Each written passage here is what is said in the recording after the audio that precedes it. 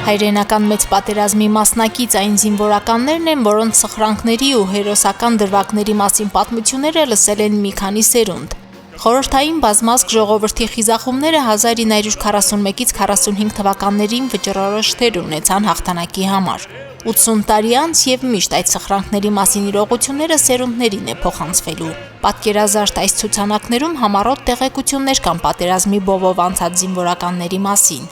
Ոչ ոք չի մոռացվել, ոչինչ չի մոռացվել։ Հենց դրա համար էլ այս նկարները փակցում են,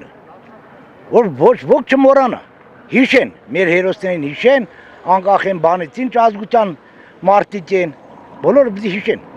Ռուսական զորամասի զինվորները մի քանի օր առաջ մաքրված բարեկարգված տարածքում Շիրակացի փողոցի մայթի երկայնքով բետոնյա արգելապատնեշների վրա ճանաչողական ուսանելի եռակողմ վահանակներ են տեղադրել։ Մեծ հաղթանակի 80-ամյակին նվիրված միջոցառումներից առաջ խորհրդանշական այս մոտեցումը անցորդների հետաքրքրությունն է շարժել։ Չաստի սալդատներն են բաները, մաքրեն ուր խփել են։ Կարևոր է որ մարդկանց կհիշեն, չէ՞, ու կճաստիրակվեն։ Շատ խելացի, շատ սիրուն բան է մտադրվել, շատ սիրուն եղել է։ Մեր հերոսն են, ովքեր իրանց կյանքը նվիրել են մեր հողի համար։ Սովետական հողի համար, ոչ թե Հայաստան։ Ասենք հերոսների երևի նկարներն է, էլի։ Պատերազմի ժամանակվա։ Բայց էլ չեմ մոտիկցել, իշքան գիտեմ հայ նկար է պետք է այստեղ, էլի։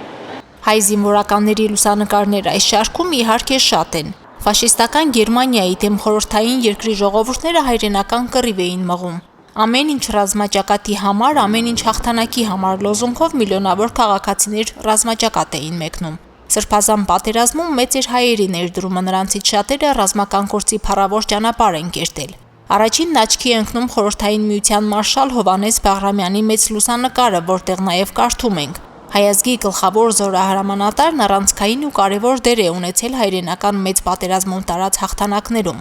Հովհաննես Բաղրամյանի ևս հայազգի 4 մարշալների Համազազդ Բաբաջանյանի, Սերգեյ Խուդյակովի, նույն ինքը ավիացիայի մարշալ Արմենակ Խամփերյանցի, Սերգեյ Ագանովի եւ ԽՍՀՄ-ի միակ ծովակալ Հովհաննես Իսակովի մասին պատմական տեղեկություններն անցորդներին արդեն 80-րդ անգամ նշվող մեծ հաղթանակի օրը կերտողների անցած փառավոր ուղին են հիշեցնում։ Հայրենական մեծ պատերազմում տարբեր ռազմաճակատներում են կռվել 600,000 հայեր։ Մարինե Դերբենյան, Արտյոմ Խաչատրյան, Հորիզոն։